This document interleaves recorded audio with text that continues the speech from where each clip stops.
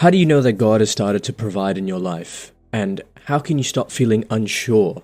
How can you move from hope to action? I think it's important to remember this because redemption is such an important theme in the Bible, and redemption often requires you to be courageous, not just wait, right? So if God is starting to provide, you need to move into action. And that's what we're going to see in Ruth chapter 3.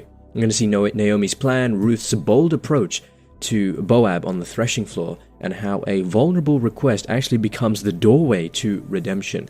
And I'll give you one immediate action to help you step forward with wisdom instead of fear in this episode of Biblical Unlocks. This show is designed to help build your habit of reading the Bible, understanding the Bible, and applying it in your daily life. If you enjoy episodes like this, please consider following and rating the show.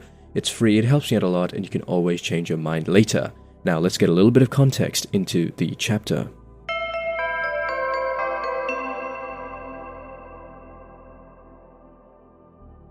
Okay, so Ruth chapter 3, it takes place right after the barley harvest that we saw in Ruth chapter 2. Naomi sees that Boaz is a kinsman-redeemer and gives Ruth a plan. Go to the threshing floor, wait until Boaz has eaten and slept, uncover his feet, and ask him to spread his wing over her as redeemer. Very interesting. Okay, so Ruth does as instructed, and Boaz responds not only with honor, but right at the end of the chapter, it ends with a promise. He is going to act if a closer kinsman does not. And the chapter is trying to illustrate key themes about, boldness without impurity and redemption without manipulation. So let's take a look. We'll read the first 9 verses. So there's going to be Naomi's plan for Ruth and Ruth approaching Boaz at the threshing floor. My question to you is, why does Naomi moved from grieving to strategy, which is what we are seeing here? It's a sort of a shift in Naomi's perception. And why is Ruth's request bold and humble? Let's read verse 1-9. Naomi, her mother-in-law, said to her, "My daughter, I need to seek some security for you so that it may be well with you. Now here is our kinsman Boaz, with whose young women you have been working. See, he is winnowing barley tonight at the threshing floor. Now wash and anoint yourself and put on your best clothes and go down to the threshing floor. But do not make yourself known to the man until he has finished eating and drinking. When he lies down, observe the place where he lies. Then go and uncover his feet and lie down, and he will tell you what to do." She said to her, "All that you say I will do." So she went down to the threshing floor and did just as her mother-in-law had instructed her. When Boaz had eaten and drunk and was in a contented mood, he went to lie down at the end of the heap of grain. Then she came stealthily and uncovered his feet and lay down. At midnight, the man was startled and turned over, and there, lying at his feet, there was a woman. He said, "Who are you?" And she answered, "I am Ruth, your servant. Spread your cloak over your servant, for you are next of kin." Okay, biblical unlock number 1. First and foremost, we see Naomi having a little bit of plan. I feel she's moved from the bitterness that we saw in Ruth chapter 1 to now a plan. Because Naomi saw Boaz's kindness and now recognizes that he may be a man who can actually restore their family. Okay, so again, this is a response to a real opportunity that she sees in this particular instance. So she has some planning going on here, and she's using her prudence. And then the second thing is, we can see that Naomi actually cares a lot about Ruth's future. She wants Naomi wants Ruth to actually survive and prosper, and her concern is actually quite covenantal, because she actually wants her to be secure and have belonging in the land of Israel, because she stayed loyal to her, right? Ruth stayed loyal to Naomi. And Ruth is pretty bold in this sense, because her approach is quite bold, because she's asking for redemption. Okay, and we see the threshing floor as being the setting where this occurs. It's not a particularly, how do I put this, like comfortable, it's not a particularly luxurious setting. It's literally a site of like work, grain, and it's not the most glamorous of places, let's just say that, okay? But she risks misunderstanding, and she stays honorable and clear in what she requests. And it's interesting because we see that Ruth asks, "Spread your cloak over your servant." Spread your cloak over your servant. Some translations say, "Spread your wing." And it's a beautiful image of protection and commitment. Ruth is asking Boaz to do what God does for his people, right? Provide shelter, cover, bring her under his care as a redeemer. And this is a very personal request.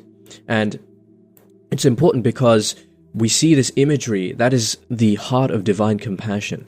and Ruth is asking for refuge in this particular instance.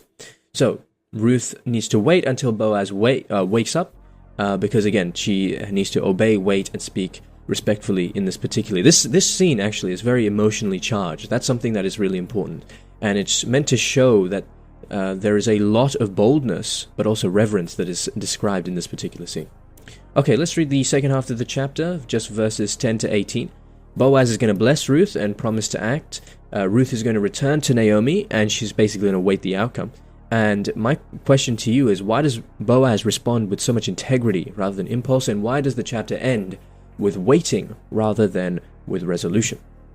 Okay, let's read verse 10. He said, "May you be blessed by the Lord, my daughter. This last instance of your loyalty is better than the first. You have not gone after young men, whether poor or rich. And now, my daughter, do not be afraid. I will do for you all that you ask for all the assembly of my people. Know that you are a worthy woman. But now, though it is true that I am a near kinsman, there is another kinsman more closely related than I. Remain this night, and in the morning, if he will act as next of kin for you, good, let him do it. But if he is not willing to act as next of kin for you, then as the Lord lives, I will act as next of kin for you. Lie down until the morning." So she lay at his feet until morning, but got up before one person could recognize another. For he said, "It must not be known that the woman came to the threshing floor." Then he said, "Bring the cloak that you are wearing and hold it out." So she held it, and he measured out 6 measures of barley and put it on her back. Then he went into the town. She came to her mother-in-law, who said, "How did things go with you, my daughter?" And then she told her all that the man had done for her, saying, "He gave me these 6 measures of barley, for he said, 'Do not go back to your mother-in-law empty-handed.' She replied, 'Wait, my daughter, until you learn how the matter turns out, for the man will not rest, but will settle the matter today.'" Alright, again, very interesting. I just want to point out something which is quite important. Whenever I said next of kin, so for example in chapter 3 verse 13, I think I said it 3 times. Next of kin means the one with the right to redeem. So that's when I'm talking about the redeemer, next of kin. This is what I am referring to. Okay, let's read let's try and understand what's going on here. So Boaz, first he blesses Ruth before answering her request, because again, he sees her character. This is something that Boaz does quite well. He sees her character, sees and praises her loyalty, and says her last kindness is greater than the first. So Boaz, he's not just impressed with like Ruth's beauty or the power dynamic that is present here, or some other worldly characteristic which may allow people to catch feelings or whatever. He actually recognizes her faithfulness. And what's interesting as well is he's acting quite carefully, because again, he's got a lot of integrity. He doesn't seize the moment, but he respects what the order that is present here. And he says, if there is a nearer kinsman, he must be given the first opportunity, redemption, right? So it's not driven by his passion, it's not driven by his feelings, or remember, we say faith over feelings. If you're not in your word, you're in your feelings, and that he's not driven by his impulses, he's driven by righteousness. And Boaz actually calls Ruth a virtuous and worthy woman, because he sees her more than just a foreign widow, but he actually sees that and recognizes that her strength, and she has strength of character, but also loyalty, right? So the chapter actually is reversing the appearance, in that the vulnerable woman is actually morally strong. And Ruth was sent away because, again, Boaz is trying to protect her reputation. He doesn't want anyone to think that there was an improper encounter, because appearances can be, deceptive in some sense. And Naomi tells Ruth to stay still right at the end of the chapter, because now waiting is the right response, because Naomi can actually see that, Boaz is not going to rest until the matter is settled. That's what she said at the end of the chapter. So there's a little bit of suspense, but it's not uncertainty, because they've done what is right, and now they must wait for redemption to unfold. And there's a little bit of significance as well in the 6 measures of barley, right? Because Boaz shows that he's provided for the present, right? And the gift points towards future provision, that he'll provide in the future as well. So it's like, it's a down payment of hope, if you will. He's showing that I have provided for you now, and I can do it in the future as well. Okay, let's see how this chapter fulfills Jesus Christ.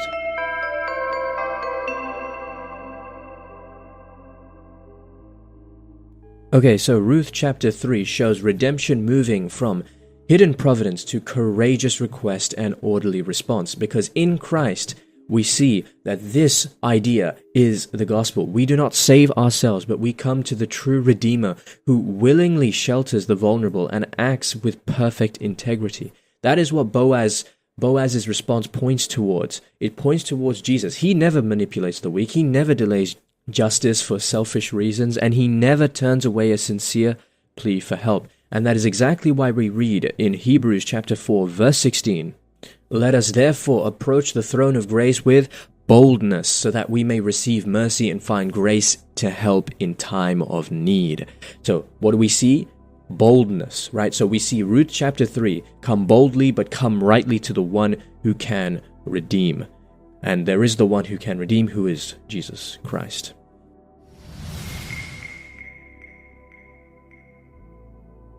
Okay, so how can we apply this chapter in our everyday life?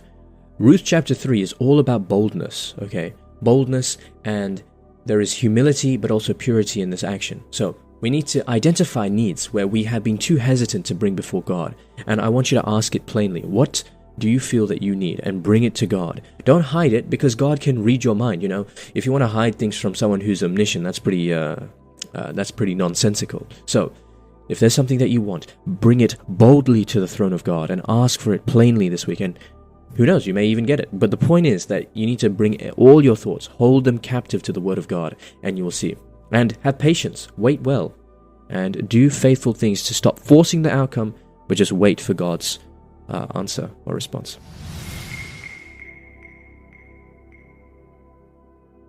Alright, so that's it for this episode of Biblical Unlocks. We learnt that Naomi's grief turns into actually a very wise strategy as hope begins to return to her. You could say her distress at the beginning of the chapter is turned into a different form of happiness, joy, and compassion. Ruth's request is bold, and it is marked by humility and purity. Boaz responds with blessing, integrity, and righteousness, and the chapter ends in waiting, showing that redemption is promised again before it is fully enact. And the barley gift, that is a sign that the future is already opening towards Ruth. So that's it for this episode of Biblical Unlocks. If you enjoyed this episode, please feel free to rate the show and follow. It's free, it helps me out a lot, and you can always change your mind later. Otherwise, just have a blessed day. Next time, we're going to move from the threshing floor to the city gate, the final chapter of Ruth. We're going to unpack redemption, inheritance, Obed's birth, and how the story of emptiness actually becomes part of the line of David. So you don't want to miss it. So that's it. If you enjoyed this episode, please feel free to rate the show and follow. It's free, it helps you out a lot, and you can always change your mind later. Otherwise, just have a blessed day. And remember, if you're not in your word, you're in your feelings. Godspeed.